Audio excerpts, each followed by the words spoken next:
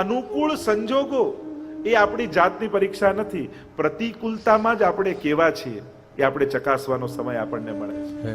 અને એટલા માટે જ્યારે પણ યાત્રામાં જાઓ, કારણ કે વ્રજયાત્રામાં તમે જે ગયા હશે ખબર હશે, એમાં જુદા જુદા આ વીઆઈપી પાલ, આ સાદા પાલ, આ વ્રજવાસીના પાલ, અનેક પ્રકારના પાલ એમાં હોય. જેમ તમે જે લીલી પરિક્રમામાં કદાચ ન ગયા હોય તો એમને કહી દઉં, એના બધા નિયમો હોય.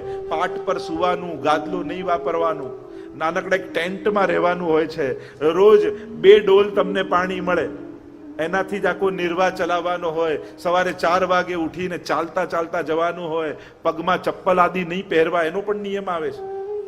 સાબુ આદિનો ઉપયોગ ન કરવામાં આવે, દાઢી, નખ, વાળ આદિ કાપવાના નિષેધ હોય. આ બધા નિયમો છે. એટલે તમે વ્રજયાત્રામાં જુઓ તો બધાની દાઢી એવી વધી ગઈ હોય, આ વાળ મોટા વધી ગયા, ઘણા તો ઓળખાય નહીં, પણ આ વ્રજયાત્રાના નિયમો છે. એ સમયે એક સંન્યાસી જેમ રહે એ રીતે તમારે રહેવાનું હોય છે. આ 40 દિવસ એ વૈષ્ણવી સંન્યાસના દિવસો છે. કારણ કે એમ વૈષ્ણવ ધર્મમાં સંન્યાસની પરંપરા નથી, પણ આ 40 દિવસ તમે વ્રજયાત્રામાં જાઓ તો એક સંન્યાસી વૈષ્ણવ, એક વિરક્ત વૈષ્ણવ કેવો હોય કે જે ઘર બાર છોડીને જેમ સંન્યાસી વનમાં રહેતો હોય, અને એ વનમાં રહેવાની અનુભૂતિ આ 40 દિવસમાં તમને થાય. અને એટલા માટે આ બધા નિયમો આપવામાં આવે છે. વ્રજયાત્રામાં જ્યારે પણ તમે રહો ત્યારે સાદા ટેન્ટ હોય ને એમાંય બધી ઋતુના અનુભવ તમને વ્રજયાત્રામાં થઈ જાય. યાત્રા ઉપડે ને ત્યારે ઉનાળો હોય, પછી પાછા વચ્ચે વચ્ચે વરસાદ આવે, વાવાઝોડા આવે, પાણી ભરાઈ જાય, કમર સુધી કીચડો ભરાઈ જાય, પણ તોય જે નિયમ લઈને રહ્યા હોય ને એ પાલ છોડીને ન જાય. કારણ કે નિયમ હોય, ગાદલા પર તો સુવાનું નહીં, સાદી પાટ ઉપર સુવાનું, ચપ્પલ પહેરવાનું નહીં. અને ત્યાં વાવાઝોડા આવ્યા હોય, જે ગયા હોય એમને ખબર હશે, આમ પાલના થાંભલા પકડીને ઉભા રહેવું પડે તો પાલે ઉડી જાય. 6 ઋતુનો અનુભવ તમને 40 દિવસમાં થઈ જાય. કારણ કે આ વર્ષા ઋતુ જાય ને છેલ્લે યાત્રા પૂરી થવાની હોય ને ત્યારે શિયાળાનો શરૂઆત થઈ ગઈ હોય. આસો મહિનો આવે એટલે સવારે સવારે એવી ઠંડી લાગે, પણ સવારે ઉઠી સ્નાન કરીને વૈષ્ણવ તો જે ચાલતા જાય ખુલ્લા પગે, અને પાછળ ચોબાજી આગળ પ્રોત્સાહન કરતા હોય, ગોપાલ ગોપાલ કરતા કરતા વ્રજવાસીઓની સાથે સાથે જે યાત્રા ઉપડે અને એના જે દર્શન કરવાનો આનંદ આવે. ખરેખર ક્યારેક જો મોકો મળે, તમે ભલે વ્રજયાત્રા ન કરી શકો, પણ જ્યારે વ્રજયાત્રા ચાલતી હોય ને એ સમયે તમે ભારતમાં હો ને તો એકવાર વ્રજયાત્રાનું દર્શન કરવા જરૂર જજો. તમને આખું એક એવું ગામ દેખાશે, આખું એક વૈષ્ણવનું ગામ, જ્યાં વૈષ્ણવની બેંકો હોય, દવાખાનું હોય, એમ્બ્યુલન્સ હોય, બધી વ્યવસ્થા એ ગામમાં હોય. 5000 10,000 વૈષ્ણવ આખી વ્રજયાત્રા સાથે કરતા હોય, અને જે એક અલૌકિક માહોલ બન્યો હોય, બધાએ કૃષ્ણ ભક્તિ કરનારા ભેગા થયા હોય. તો આવા અનેક પ્રકારના નિયમો વ્રજયાત્રા માટે આપવામાં આવ્યા. કારણ કે વ્રજની ભૂમિ એ સાધારણ ભૂમિ નથી. યમુનાજીની કૃપા વગર, આજ્ઞા વગર એમાં પ્રવેશ ન કરે. અનેક પ્રકારના નિયમોમાં એ પણ આપવામાં આવે કે વ્રજયાત્રા દરમિયાન એકે ડાળી હું તોડીશ નહીં વનની. કારણ અત્યારે આપણે જયારે વ્રજની પરિસ્થિતિ જોઈએ તો કેટલું બધું વસી ગયું છે, વનો રહ્યા જ નથી. આપણે ભલે વન યાત્રા કહીએ પણ વન હવે ઓછા થઈ ગયા. વ્રજયાત્રા સમયે નિયમ આપવામાં આવે. આવા અનેકવિધ નિયમોનો સંકલ્પ લઈ માણસ વ્રજમાં જાય. કારણ કે આ વ્રજની ભૂમિ એ સાધારણ ભૂમિ નથી. અનેક પુરાણોમાં વ્રજનું મહાત્મ્ય વર્ણન કરવામાં આવ્યું છે. સંસ્કૃતમાં વ્રજ શબ્દનો અર્થ જ થાય વ્રજ ગતૌ ધાતૌ. વ્રજ શબ્દનો અર્થ થાય ગતિ, જવું, એને કહેવાય વ્રજ. એમાં પણ અનેક ઉપસર્ગો, પ્રવ્રજ, ઉપવ્રજ, નિવ્રજ, અનેક પ્રકારના સંસ્કૃતમાં અનેક, હમણાં એનો વિસ્તારથી ચર્ચા નથી કરતો, પણ વ્રજ શબ્દનો અર્થ થાય જવું. બીજો એક સંસ્કૃતમાં અર્થ કર્યો વ્રજંતી ગાવો યસ્મન્નિતિ વ્રજઃ, કે જ્યાં ગાયો જતી હોય એને વ્રજ કહેવાય. વ્રજ શબ્દની અનેક વ્યુત્પત્તિઓ, અનેક અર્થો પુરાણોમાં, શાસ્ત્રોમાં કરવામાં આવ્યા. જ્યાં અનેક ગાયો જતી હોય એને વ્રજ કહેવાય. ત્રીજો એક અર્થ એમ કર્યો વ્યાપ્તમ વ્રજઃ. સ્કંદ પુરાણમાં કહ્યું કે ગુણાતીતમ પરમ બ્રહ્મ વ્યાપકમ વ્રજ ઉચ્યતે. જે ગુણાતીત બ્રહ્મ જે સર્વત્ર વ્યાપેલો છે એને કહેવાય વ્રજ. વ્રજ એટલે વ્યાપકતા, જે સર્વત્ર ફેલાયેલું હોય. વ્રજના મહાત્માને અનેક રૂપે આપણે ત્યાં ગાવામાં આવ્યું છે. અનેક પુરાણોમાં એની ચર્ચા કરવામાં આવી છે કે આ વ્રજમંડળ છે શું, કેમ એની મહત્તા. સૌથી પહેલી વાત તો એ કહેવામાં આવી કે વ્રજભૂમિ જે છે એ આ પૃથ્વીનો ટુકડો નથી, એવો ઉલ્લેખ કરવામાં આવ્યો. આધિદૈવિક વ્રજયાત્રા જેને કહીએ છીએ. વ્રજ શબ્દ આવ્યો ક્યાંથી, કેમ આ પ્રદેશને વ્રજ પ્રદેશ કહેવામાં આવે છે, અનેક અનેક પુરાણોમાં એની ચર્ચા કરવામાં આવી.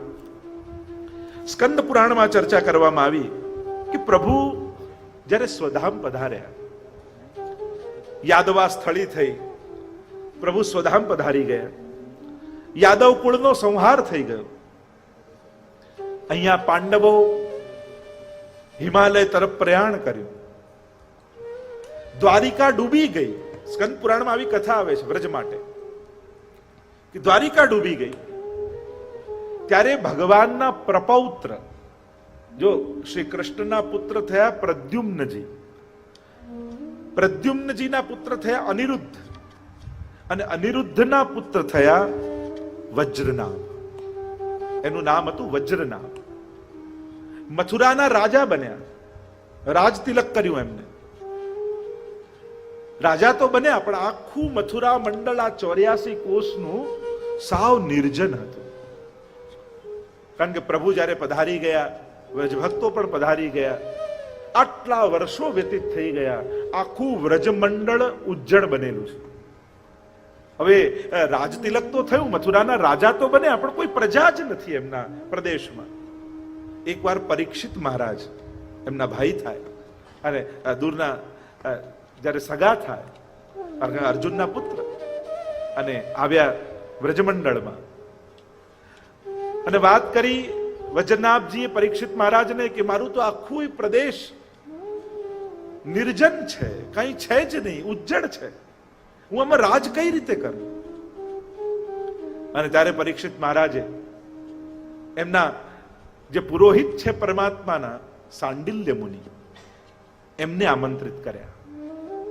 અને સાંડિલ્ય મુનિને વાત કરી વજ્રનાભજીએ કે મારો આખો પ્રદેશ નિર્જન છે, ઉજ્જડ છે, પછી હું આમાં રાજ કઈ રીતે કરું. ત્યારે સાંડિલ્ય મુનિએ કહ્યું કે આ તમે જે પ્રદેશના રાજા બન્યા છો એ પ્રદેશ કોઈ સાધારણ પ્રદેશ નથી.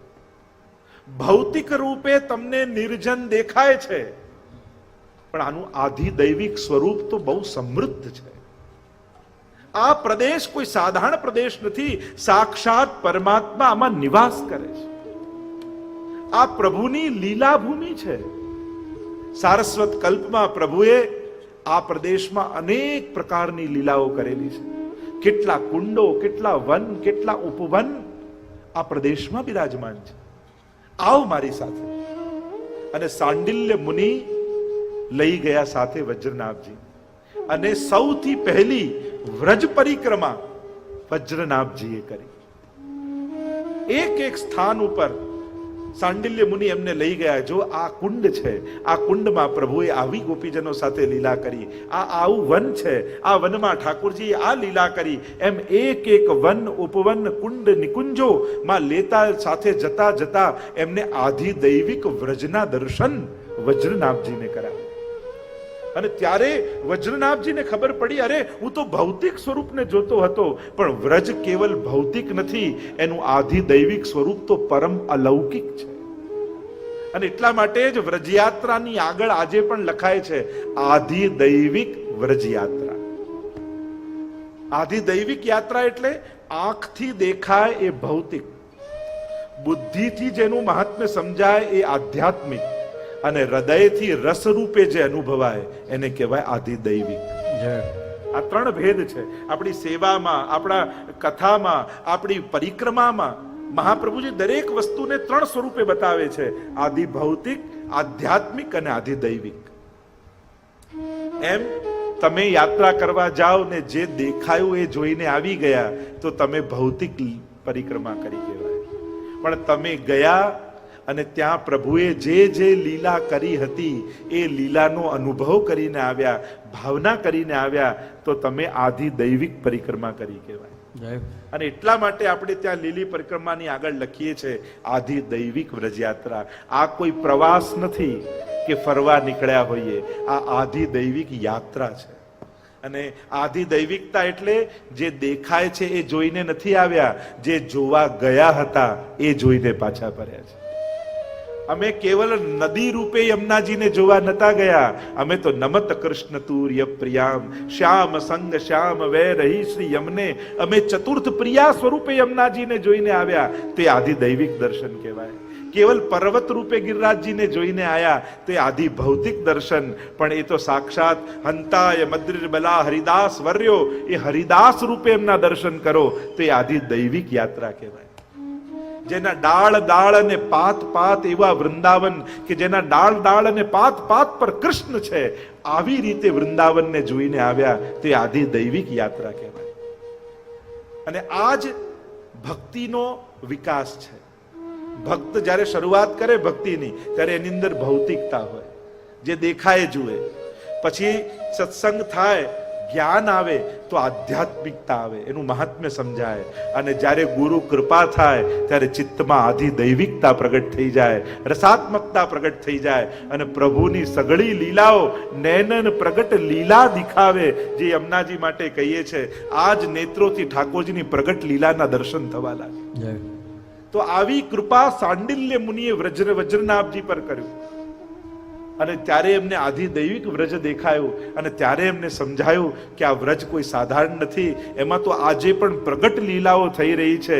અને એ સમયે આ વજ્રનાભજીએ આખા વ્રજ મંડળનું ઉત્થાન કર્યું.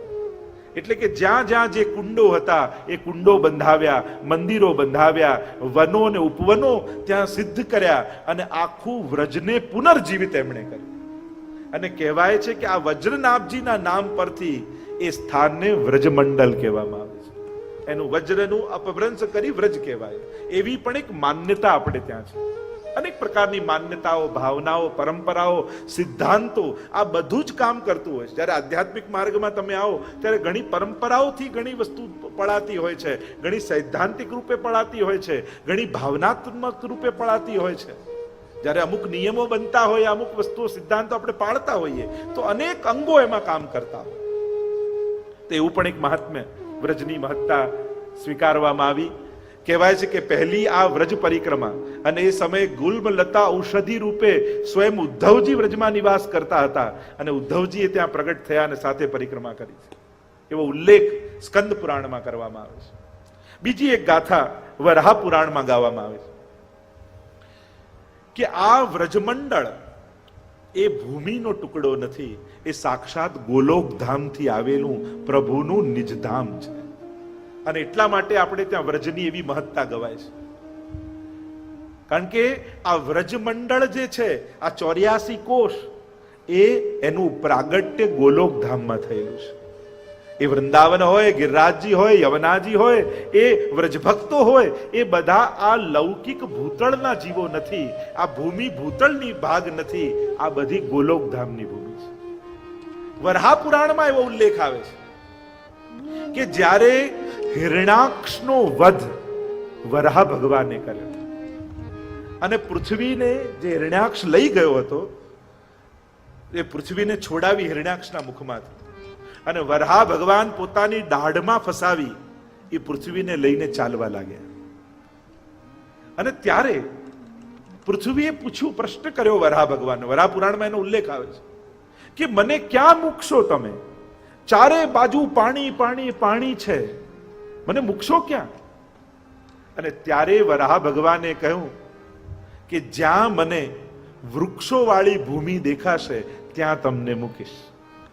હસવા લાગી પૃથ્વી. એને થોડો મદ આવ્યો કે જો ભગવાન મને લઈને ફરી રહ્યા છે, એટલે મદમાં આવીને કહ્યું કે અરે આ બધું વૃક્ષો, પર્વતો, એ તો બધું મારી ઉપર છે, મારા વગરની એવી જગ્યા ક્યાં? અને જ્યાં એટલું બોલ્યા ત્યારે વરાહ ભગવાને કહ્યું, જો સામે જો. અને સામે દૃષ્ટિ કરી તો પૃથ્વીના પગના તળિયામાં રહે એટલો એક ટુકડો પૃથ્વીનો દેખાયો દૂર, અને એક સુંદર વન ઉપવનથી લીલોતરી છાયેલી એવી ભૂમિ. પૃથ્વીને આશ્ચર્ય થયું, અરે આ બધો તો મારો અંગ કહેવાય, તો મારા સિવાયની આ ભૂમિનો ટુકડો કયો? ત્યારે વરાહ ભગવાને પોતે કહ્યું વરાહ પુરાણમાં કે આ તારો ટુકડો નથી, પણ આ તો ગોલોકધામમાં રહેલું મારું નિજધામ એ વ્રજમંડળ છે, અને આ વ્રજમંડળમાં હું તને પધરાવીશ અને તારી અંદર વ્રજમંડળ બિરાજમાન થશે. અને એટલા માટે ભગવાન વરાહ ભગવાનનું આ વચન છે કે આ વ્રજમંડળ એ તારો ભાગ નથી, મેં ગોલોકધામથી ઉતારેલું છે. અને એટલા માટે જ્યારે પ્રલય કાળ આવશે ત્યારે હે પૃથ્વી તું ડૂબી જઈશ, પણ મારું વ્રજમંડળ પ્રલયમાં નહીં ડૂબે, એ તો શાશ્વત અને અખંડ રહેશે. જેના દર્શન અમારા ગોપાલદાસજીએ વલ્લભાખ્યાનમાં કરેલા છે. જ્યાં શ્રી વૃંદાવન આદિ અચળ શશી શરદ રેણ બહુવેશ વન દેવી પદ કુમકુમ મુખ સુખ પરસે રંગ વિશેષ જ્યાં સરિતા ચામી કરમણી ગણ ઉભય બધ સોપાન કમળ કુમુદ નાનાલી સુંદર મધુર કરે ત્યાં ગાન કનકલતા માલતી મલ્લિકા વિવિધ કુસુમ મકરંદ શીતલ પવન જપોરે લહેરે પરસે અતિ આનંદ પદ્મરાગ મરકત મણિ સ્ફટિક શ્રી ગોવર્ધન સોહે બ્રહ્મા રુદ્ર ત્યાં કોણ બાપરા શ્રી હરિના મન મોહે. એ 9 વર્ષના ગોપાલદાસ ગુસાઈજીએ ચરવિત તાંબુલ આપ્યું અને સાક્ષાત ગોલોકધામમાં બિરાજતા વ્રજમંડળના એમને દર્શન થયા છે. એ વ્રજમંડળના દર્શન થયા. એટલે અન્ય પુરાણોમાં એવી ગાથા આવે છે, એવી કથા આવે છે કે જ્યારે વ્રજમંડળમાં રાસ થઈ રહ્યો હતો ગોલોકધામમાં, અને ગોલોકધામમાં રાસ કરતા કરતા સ્વામીજીએ જોયું કે પ્રભુનું મુખ ઉદાસ દેખાયું. સ્વામીજીએ પૂછ્યું કે પ્રભુ, રાસમાં આપ ઉદાસ કેમ? રાસમાં તો રસ હોય, આનંદ હોય, આપ ઉદાસ કેમ દેખાઓ છો? અને ત્યારે પ્રભુએ કહ્યું કે મારા આ અલૌકિક ગોલોકધામના આ અલૌકિક વ્રજમંડળના જીવો કોઈ ને કોઈ અપરાધ ને ત્રુટિને કારણે ભૂતલ પર પડ્યા છે. આ દૈવી જીવો ભૂતલ પર ગયા છે. આપણે તો રાસનો આનંદ લઈએ છે, પણ આ દૈવી જીવો રાસના આનંદથી વંચિત છે. ત્યારે સ્વામીજીએ કહ્યું, આપને ઉદાસ કેમ જોઈ શકીએ? પ્રભુ, આપ ભૂતલ પર પધારો અને આપ આજ્ઞા કરો તો હું ભૂતલ પર આવું અને આપણે લીલાથી વિખૂટ્યા પડેલા જીવોને ફરી લીલામાં પ્રાપ્ત કરાવી. ઠાકોરજીએ કહ્યું, ભૂતલ પર તો જાઉં લીલામાં આ જીવોને લેવા માટે, પણ હું ક્યારે એકલો ન જાઉં. હું જાઉં એ પહેલા મારું વ્રજમંડળ મને જોઈએ, મારા ગિરિરાજજી મને જોઈએ, મારા યમુનાજી, મારા સ્વામીજી મને જોઈએ, તો હું ભૂતલ પર જાઉં. અને ઠાકોરજી જ્યારે આમ કહ્યું ત્યારે આ સમગ્ર લીલા પરિકરે નિર્ધાર કર્યો કે પ્રભુ પધારે એ પહેલા આપણે પહોંચી જઈએ. અને પ્રભુ પધારે છે ભૂતલ પર એ પહેલા પ્રભુનો સમગ્ર લીલા પરિકર ભૂતલ પર આવ્યો. નેહ કારણ શ્રી યમને પ્રથમ આઈ, ભક્ત કે ચિત્ત કી વૃત્તિ સબ જાન કે, તાતે અતિ આતુર જુધાઈ. અને એટલા માટે યમુનાજી પધાર્યા, ગિરિરાજજી પધાર્યા, વૃંદાવન પધાર્યું, વ્રજમંડળ ભૂતલ પર આવ્યું, સ્વયં સ્વામિનીજી મહાપ્રભુજી સ્વરૂપે પધાર્યા. અને હવે શ્રીનાથજી પધાર્યા દૈવી જીવોના ઉદ્ધાર માટે. અને આમ આ ગોલોક ધામમાં બિરાજતું વ્રજમંડળ ભૂતલ પર આવ્યું છે. અને એટલા માટે ભૌતિક રૂપે તમને કદાચ સાધારણ પૃથ્વી જેવું લાગે, પંચ તત્વનું બનેલું લાગે, સાધારણ તમને કદાચ દેખાય, પણ આધિ દૈવિક સ્વરૂપ વ્રજનું સાધારણ નથી. એ કેવલ પ્રભુના આનંદ અંશનો વિસ્તાર છે. ક્યારે પણ અલૌકિક તત્વોને લૌકિક નહીં જાણવા, લૌકિક જેવો વ્યવહાર નહીં કરવો અને એમના માટે લૌકિક બુદ્ધિ ક્યારે નહીં રાખવી. એટલે જ પ્રભુની લીલાઓ છે ને એને લૌકિક બુદ્ધિથી મૂલ્યાંકન ક્યારે નહીં કરવું, કારણ કે પ્રભુ લૌકિક નથી. ગીતાજીમાં સ્પષ્ટ પરમાત્માએ કહ્યું છે, જન્મ કર્મ ચમે દિવ્યમ, મારા જન્મ અને મારા કર્મ દિવ્ય છે. ઘણા લોકો એમ કે કર્મના ભોગ તો બધાએ ભોગવવા પડે, જો ને ભગવાને પણ તીર ખાવું પડ્યું. ભગવાનને કર્મ ભોગવવા પડતા નથી, કારણ કે ભગવાન કર્મવશ આવતા નથી. સ્પષ્ટ ગીતાજીમાં ભગવાન કહે છે કે હું સાધારણ નથી, મારા કર્મો સાધારણ. જન્મ કર્મ ચમે દિવ્યમ, મારું જન્મ દિવ્ય છે. હું કર્મથી બંધાઈને જન્મ લેતો નથી. ભય પ્રગટ કૃપાલા, પ્રભુ તો કૃપાથી પ્રગટે છે, ભક્તો પર કૃપા કરવા માટે આવે છે. અને એટલા માટે ભગવાનને કર્મવશ ના આવવું પડે. અને ભગવાનના કર્મો પણ લૌકિક નથી, પરમ અલૌકિક છે. અને એટલા માટે ક્યારે પણ પ્રભુની લીલામાં પોતાની લૌકિક બુદ્ધિ નહીં વાપરવી. નહીં તો આપણને ઘણી વાર ભગવાને આમ કેમ કર્યું, આ કરવાની શું જરૂર હતી. આપણે ભગવાનના લીલામાં પણ લૌકિકતા ગોતી લઈએ છીએ. અને જો લૌકિક બુદ્ધિ જોશો તો ભગવાનમાં પણ દોષ બુદ્ધિ જાગશે. પ્રભુ તો પરમ નિર્દોષ છે, એટલે એમનામાં પરમ અલૌકિક ભાવ રાખો. જે મુક્તિને પણ મુક્તિ આપવા સમર્થ છે એવી આ વ્રજભૂમિ, જ્યાં આજે પણ આ વ્રજની ભૂમિમાં ભૂતકાળ નથી, અખંડ વર્તમાન કાળ ચાલે છે. એટલે વ્રજમાં ક્યારે પણ ભૂતકાળ ગોતવા જતાય નહીં કે આટલા હજારો વર્ષ પહેલા ભગવાને કેવી લીલા કરી, કઈ લીલા કરી, કયા ચિહ્નો છે. ભૂતકાળ જોવા ન જતા. ત્યાં આજે પણ પ્રભુ લીલા કરી રહ્યા છે. એ અખંડ લીલાઓ આજે પણ ચાલે અને આજે પણ ભક્તોને એનો અનુભવ થઈ રહ્યો છે. આજે પણ લોકો અનુભવ કરીને આવે છે. કેટલા લોકો વ્રજવાસ કરે છે અને નિત્ય પ્રભુના અનુભવો કરી રહ્યા છે. આટલી એક પ્રાચીન પરંપરા જે વલ્લભકુળ થકી આજે પણ સચવાયેલી છે, જે વ્રજયાત્રાની પરિક્રમા જે વ્રજનાથજીએ કરી, વચ્ચે પછી થોડો એક ગેપ આવ્યો. શ્રી મહાપ્રભુજીના જીવન ચરિત્રમાં જોઈએ તો મહાપ્રભુજીએ વન પરિક્રમા કરી છે, ગુસાઈજીએ સ્વયંએ કરી, એ પછીના આચાર્યોએ કરી, અને છેલ્લા 101 વર્ષથી તો ખૂબ જ વ્યવસ્થિત રૂપે એ વલ્લભકુલે પરંપરાને આગળ વધારતા સમગ્ર કષ્ટોને સહન કરી, બધું જ છોડી એક પાલમાં રહી ખુલ્લા ચરણારવિંદથી વૈષ્ણવની સાથે પરિક્રમા કરે છે. અને આ બધી લીલા ભૂમિઓમાં બધા જ વૈષ્ણવ, તમે લીલી પરિક્રમામાં જુઓ તો ઠાકોરજી પધરાવીને આવ્યા હોય અને બધા પોતપોતાના ઠાકોરજીને રસોઈ કરતા હોય, ભોગ ધરતા હોય, અને જે જે સ્થળ ઉપર લીલાઓ થઈ હોય એ સ્થળ પર ઠાકોરજીના મનોરથો થાય. આજે પણ વ્રજની જો પરંપરા તમે જુઓ તો વ્રજવાસીઓ નિત્ય લીલી પરિક્રમામાં રાસ લીલા કરે. એટલે કે જે સ્થળ ઉપર પરિક્રમાનો મુકામ હોય એ સ્થળ પર ઠાકોરજીએ જે લીલાઓ કરી હોય એ લીલાના વેશ ધારણ કરી અને વ્રજવાસીના બાળકો લીલા કરતા હોય, અને એમાં ભગવદ આવેશ આવે એમ કહેવાય છે. તો આ વ્રજયાત્રા મહોત્સવ 84 કોષ પરિક્રમાનો આપને વ્રજની અનુભૂતિ કરાવવાનો આ એક ઉત્સવ છે.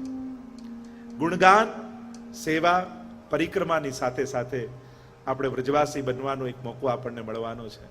કારણ કે આ વ્રજની ગાથા તો પ્રાચીન પરંપરા વેદથી લઈ આજ સુધીના જેટલા સંતો મહાત્માઓ થયા બધાએ વ્રજની મહાત્મ્ય ગાયું છે. ભાગવતજીમાં પણ તમે જુઓ તો વિદુરજી અને ઉદ્ધવજી જ્યારે મળે છે ત્યારે વ્રજની બાલ લીલાઓનું સ્મરણ કરે છે. તૃતીય સ્કંદમાં અમારા ગોપીજનો ગોપી ગીત ગાતા જ્યારે વ્રજનું મહાત્મ્ય ગાય છે, અને ગોપી ગીતમાં પહેલા જ શ્લોકમાં ગોપીઓ વ્રજનું મહાત્મ્ય વર્ણન કરતા કહે, જયતિ તેધિકં જન્મના વ્રજ શ્રયત ઇન્દિરા शश्वदत्रिः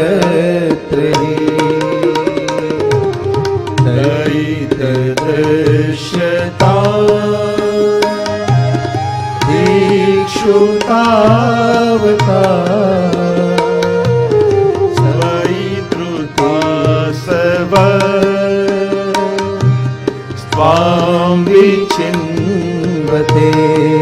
એના શરણે જઈએ ને તો હિસાબના ચોપડાઓ ખોલીને બેઠો હોય. તે કેટલા પાપ કર્યા ને કેટલા પુણ્યો કર્યા ને તે કેટલું તપ કર્યું ને કેટલા દાન કર્યા, પણ જ્યારે આ વ્રજેશના શરણે આવીએ, આ વ્રજના અધિષ્ઠાતા શ્રી કૃષ્ણના શરણે આવીએ, ત્યારે એ બધા ચોપડા બંધ કરી અને દોડતો આવીને આપણને બાથ ભેડી લે છે. બસ આ ફરક છે બ્રહ્મ અને વ્રજેશમાં. આ ફરક છે વૈકુંઠવાસી અને વ્રજવાસી એવા કૃષ્ણમાં. એટલે અમારે રસકાનજી કહે ને, વેદન ઢૂંઢ્યો પુરાણન ગાનન બધે મેં તમને ઢૂંઢ્યો. વેદમાં શોધ્યો, બ્રહ્મને શોધ્યો, વેદમાં પુરાણમાં બધે જ ગોતી ના આવ્યો, પણ મને ક્યાં મળ્યો એ બ્રહ્મ?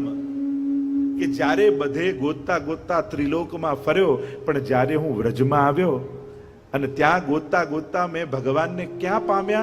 તો કે એક નિકુંજની અંદર રાધાના ચરણ દબાવતા મને ભગવાન મળ્યા છે.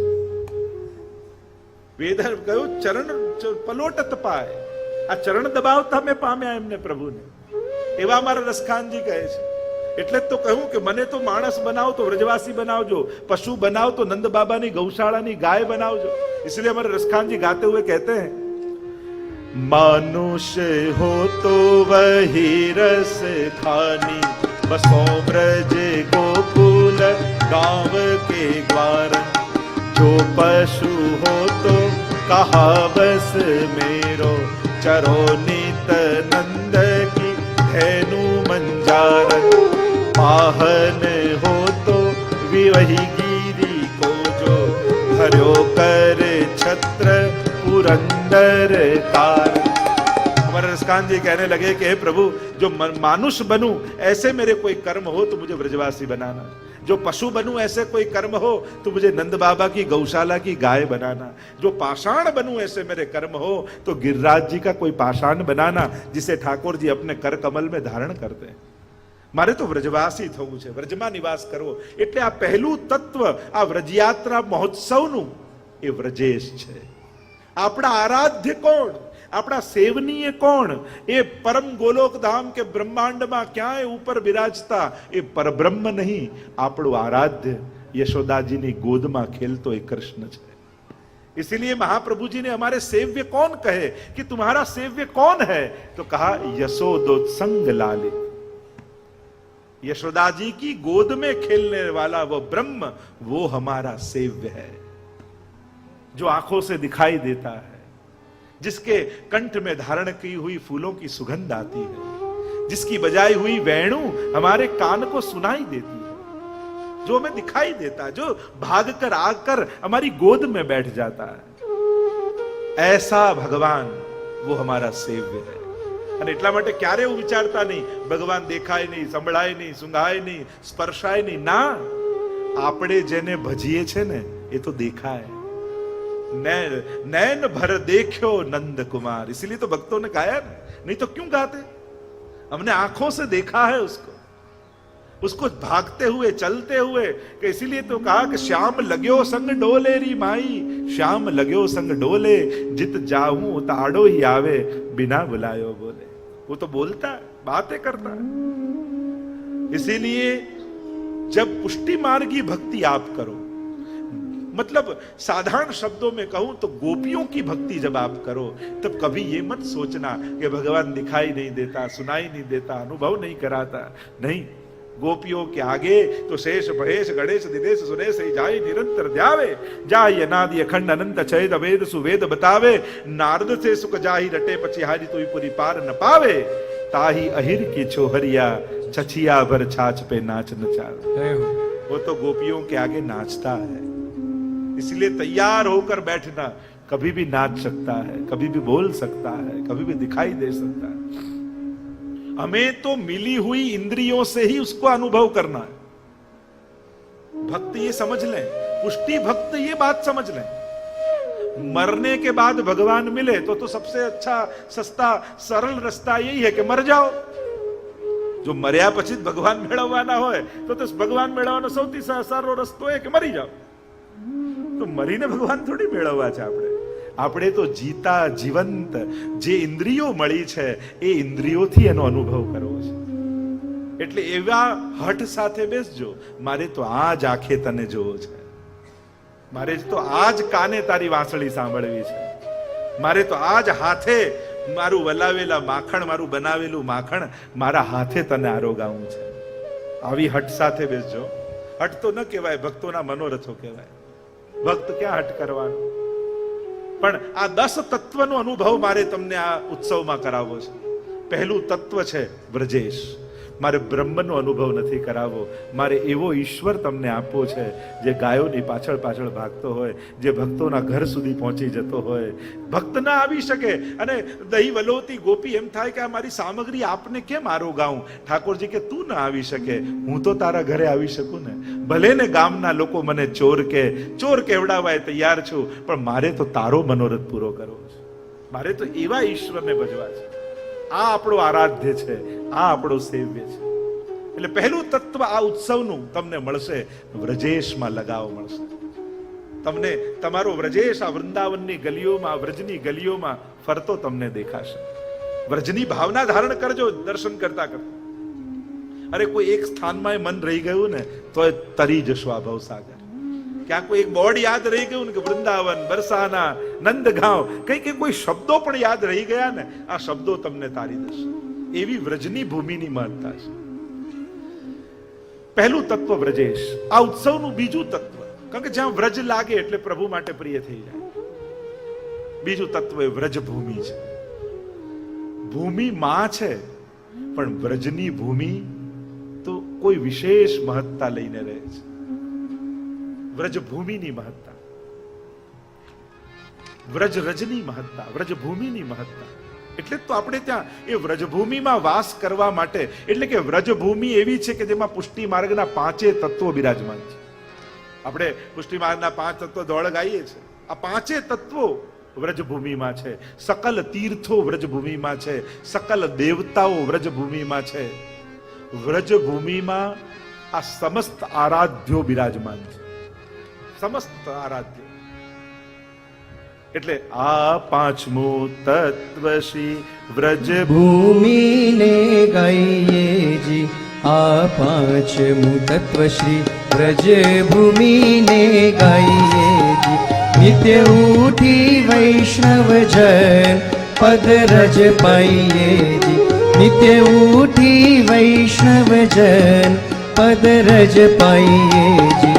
આ પુષ્ટિ માર્ગના 5 તત્વ નિત્ય ગાઈએ જી. આ પુષ્ટિ માર્ગના 5 તત્વ નિત્ય ગાઈએ જી. બીજું તત્વ એ વ્રજભૂમિ. અનેક પ્રકારની ભૂમિ શાસ્ત્રોએ કહી. તપભૂમિ, જન્મભૂમિ, કર્મભૂમિ, સમાધિ ભૂમિ, અનેક પ્રકારની ભૂમિઓની ચર્ચા શાસ્ત્રોમાં છે.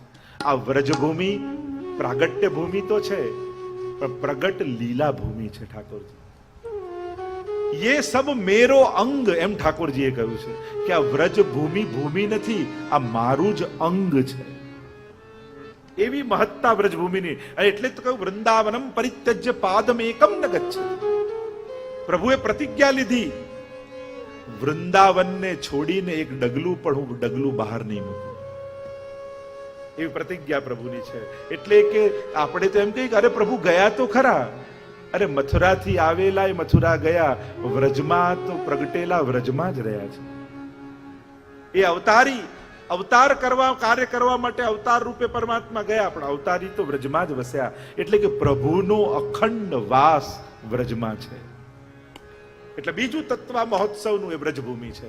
એટલી અદ્ભુત રીતે સજાવટ કરી. અમારે ખાસ આ સજાવટ કરનારા બધા જ કાર્યકર્તાઓ માટે ખાસ તાળીઓ વગાડો. અદ્ભુત અલૌકિક સજાવટ કરી છે. કારણ કે એક એક સ્થળોને જે સુંદર રીતે સજાવવામાં આવ્યા.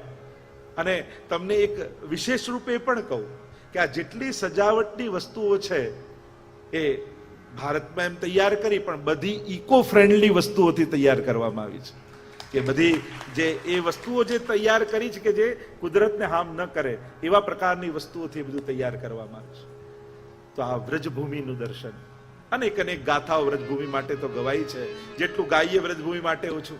તો આ ઉત્સવનું બીજું તત્વ એ વ્રજભૂમિ. ત્રીજું તત્વ એ વ્રજ ભાષા છે.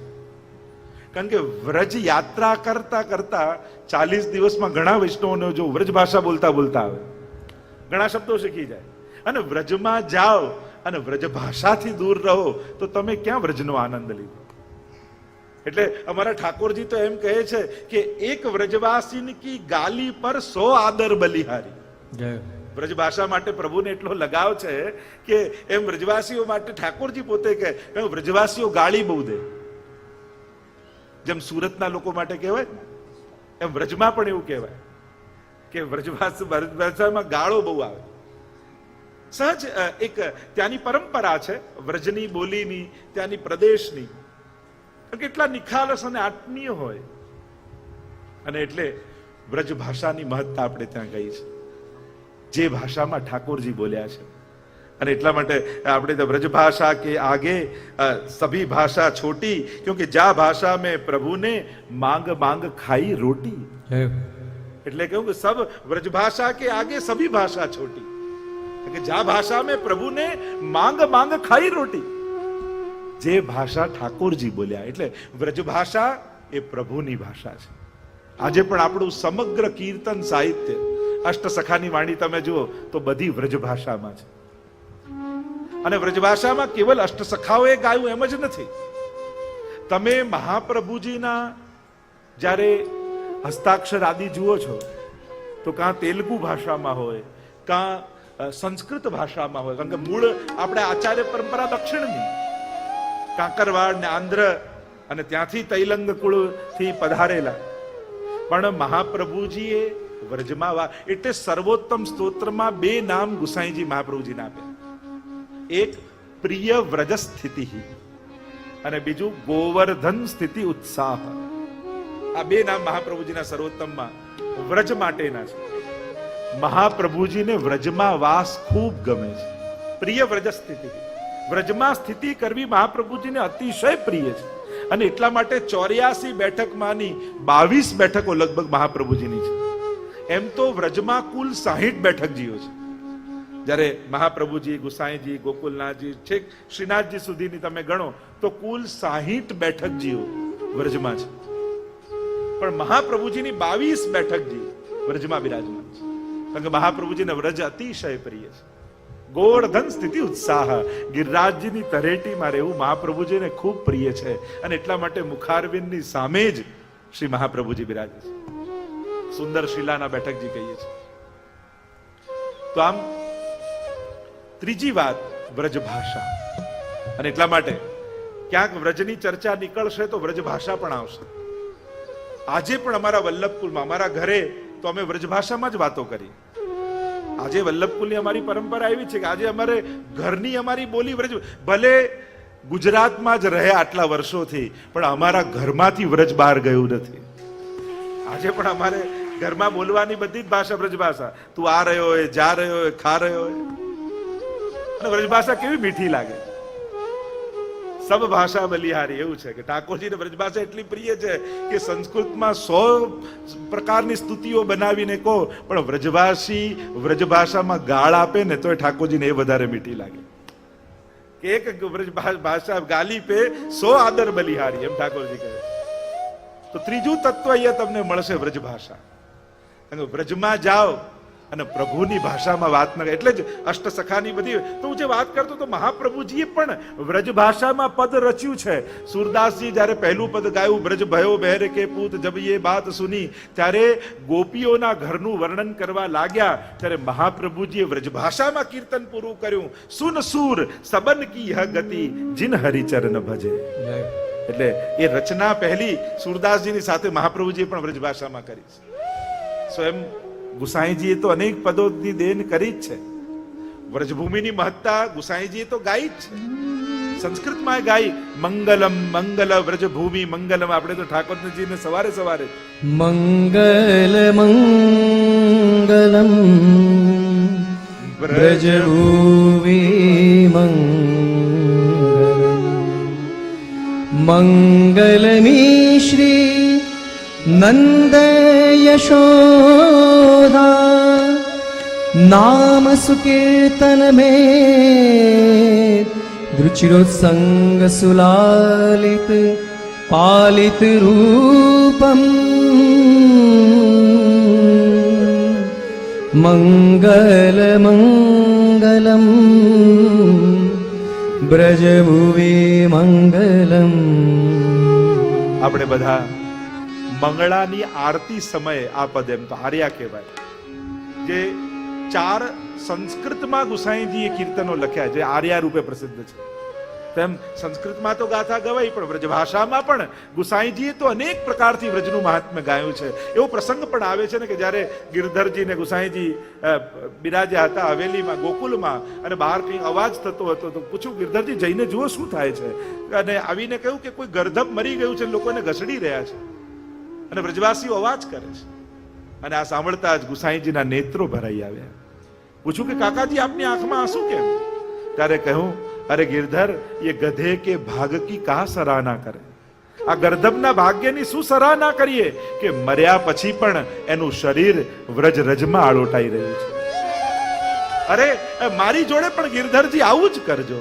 અને ઇતિહાસ એમ કહે છે કે ગુસાઈજી સદે ગિરિરાજજીમાં પધાર્યા ત્યારે પોતાનો ઉપરણો એક વૃક્ષ ઉપર ટીંગાળીને ગયા, અને ગિરધરજી એ ઉપરણાને વ્રજરજમાં આળોટાવતા એ ઉપરણાનો અગ્નિ સંસ્કાર ગિરધરજીએ કર્યો.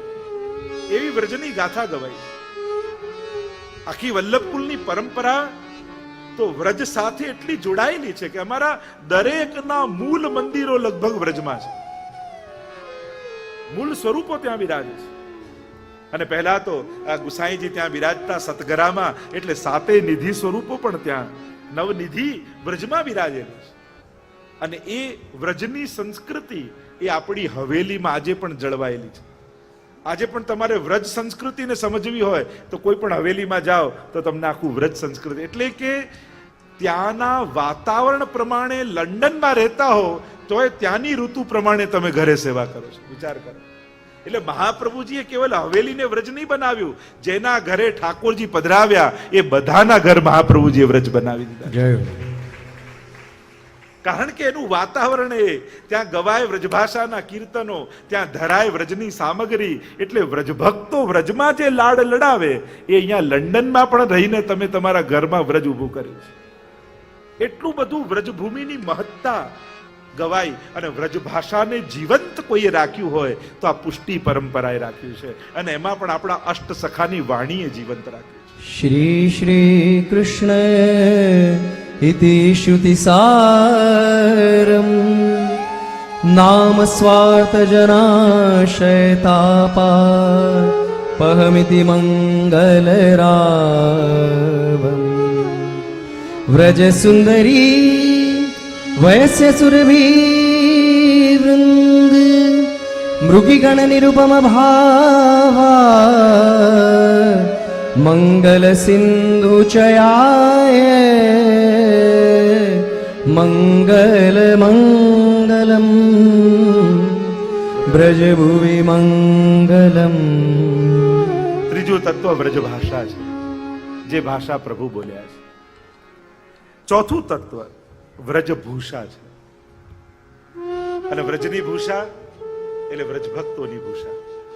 આજે પણ આપણે ત્યાં સેવા આદિમાં ધોતી બંડી, બહેનો સાડી, ચણિયા ચોળી આદિ ગોપીઓ બની. ઘણા લોકો કે આ બીજું પહેરીએ એમાં શું તકલીફ?